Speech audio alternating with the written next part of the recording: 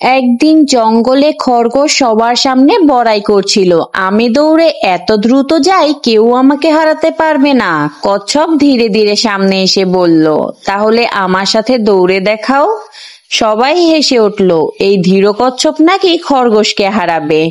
দৌড় শুরু হলো। খরগোশ প্রথমেই অনেকটা এগিয়ে গেল। মনে মনে ভাবলো, আরে কচ্ছপ তো অনেক পেছনে, আমি একটু ঘুমিয়ে নিলেই তো হবে।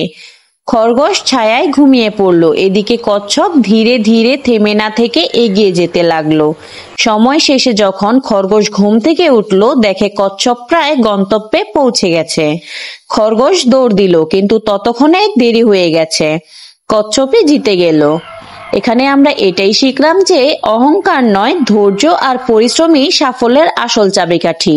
তো বন্ধুরা, গল্পটা তোমাদের কাছে কেমন লাগলো অবশ্যই কমেন্ট করে জানাবে। আর তুমি কার মতো হতে চাও, খরগোশ নাকি কচ্ছপ, সেটাও কমেন্ট করে জানাতে ভুলো না। আমার পরবর্তী ভিডিও সবার আগে পেতে আমার চ্যানেলটি সাবস্ক্রাইব করে বেল আইকনটি অন করে দিও।